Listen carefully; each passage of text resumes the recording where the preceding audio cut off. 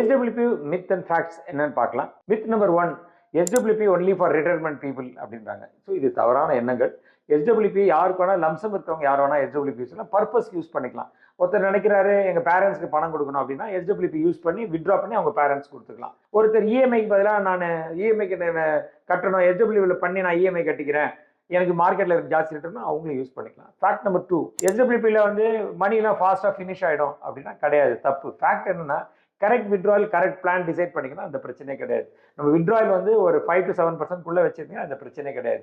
Myth number 3, SWP is as good as dividend அப்படின்றாங்க, தப்பு. Dividend fund தான் decide பண்ணும், SWP இன்வெஸ்டர் தான் டிசைட் பண்ணும். எவ்வளோ பணம் எடுக்கணும் நீங்க டிசைட் பண்றீங்க, இதுதான் அதோட difference. Myth number 4, market Falna SWP stop பண்ணிடணும் அப்படின்னு நினைக்கிறாங்க, அப்படி கிடையாது.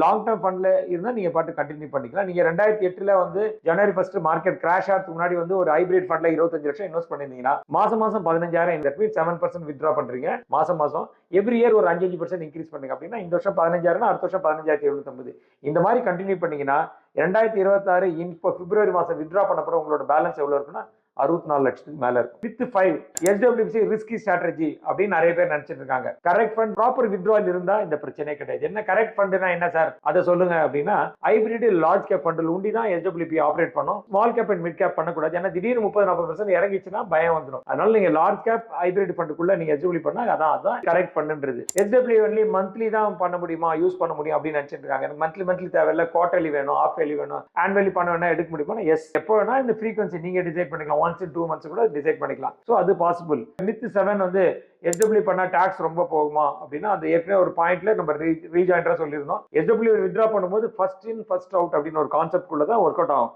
ஃபர்ஸ்ட் இன் ஃபர்ஸ்ட் அவுட் போது ஃபர்ஸ்ட் இன்வெஸ்ட் பண்ணி ஒரு 5,000 ரூபாய் இன்வெஸ்ட் பண்ணிருக்கீங்க, அது வந்து ஒரு growth ஆகி இன்னைக்கு ஒரு 15,000 rupees நீங்க ஒரு 7,000 ரூபாய் எடுத்தீங்கன்னா கேபிட்டல்ல இருந்து கொஞ்சம் பணம் ஏர்னிங்ஸ்ல இருந்து 2,000 ரூபாய் எடுக்கணும். அப்போ இந்த 2,000 ரூபாய்க்கு தான் நீங்க டாக்ஸ் கட்டணும். அதனால டாக்ஸ் ரொம்ப கம்மி.